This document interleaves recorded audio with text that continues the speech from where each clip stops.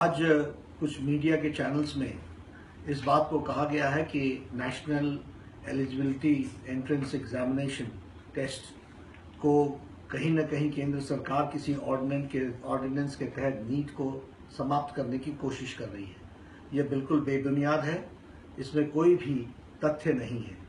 मैंने पहले कहा था और मैंने कई बार कहा है कि NEET has been implemented, NEET is in existence. National eligibility entrance test is very much in existence. The first phase is over and the second phase will take place on 24th July. मैं इसके साथ साथ यह भी स्पष्ट करना चाहता हूं कि कुछ स्टेट गवर्नमेंट्स की कंसर्न थी और उन स्टेट गवर्नमेंट्स की कंसर्न स्टेट के हेल्थ मिनिस्टर्स के कॉन्फ्रेंस में मीटिंग में यह सामने आई थी।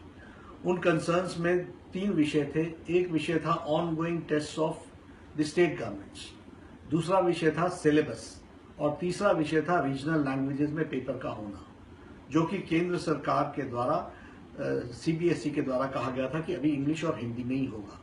इन 3 कंसर्न्स को हम एड्रेस करने के लिए हमने ऑल पार्टी मीटिंग भी बुलाई, जिसमें कांग्रेस की तरफ से जयराम रमेश जी हाजिर हुए थे और जयराम रमेश जी ने बड़े स्पष्ट शब्दों में कहा था, उसका मेरे पास वक्तव्य जो उन्होंने कहा है वो मेरे पास है, जिसमें उन्होंने बड़े स्पष्ट शब्दों में कहा है कि स्टेट गवर्नमेंट के जो कंसर्न्स हैं उनको हमको मीट आउट करना चाहिए और स्टेट के एग्जामिनेशन के बोर्ड्स को इस साल के लिए छूट देनी चाहिए। ऐसा कांग्रेस पार्टी का 1 साल के लिए मत है। बाकी उनका भी मत यह था कि नीट लागू होना चाहिए। सरकार जिस निर्णय पर पहुंचेगी, consultation is going on.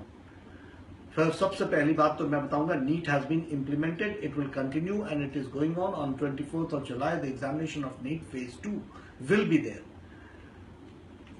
Today the cabinet met, many issues were discussed.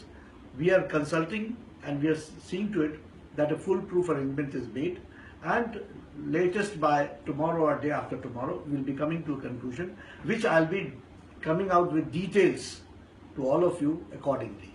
लेकिन मैं बहुत स्पष्ट शब्दों में कहना चाहता हूं कि इस तरीके की भ्रांति फैलाने की कोई आवश्यकता नहीं है। यह केंद्र सरकार ही नीट के रेगुलेशन को लेकर के आई है। केंद्र सरकार ने ही सुप्रीम कोर्ट के सामने रिव्यू करने के लिए कहा था और हम इसको कंक्लूसिव एंड तक ले जाएंगे ताकि बच्चों को, मेरिटोरियस स्टूडेंट्स को कोई भी दिक्कत ना आए और उनको जो ये परेशानी देखनी पड़ती थी और प्राइवेट मेडिकल कॉलेजेस का जो दिक्कत देखनी पड़ती थी वह उनको न देखना पड़े। मैं फिर से एश्योर करता हूं कि जहां तक प्राइवेट मेडिकल कॉलेजेस और मेडिकल टेस्ट के दृष्टि से जिन प्रश्नों को उठाया गया है उसका भरपूर उत्तर दिया जाएगा। So has the